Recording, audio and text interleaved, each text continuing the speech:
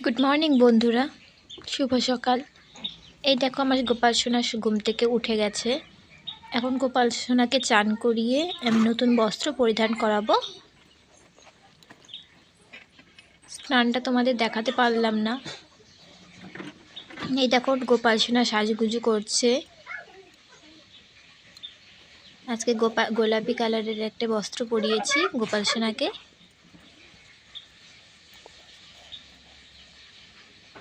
এই দেখো আমাদের গোপাল সোনার সাজ কমপ্লিট।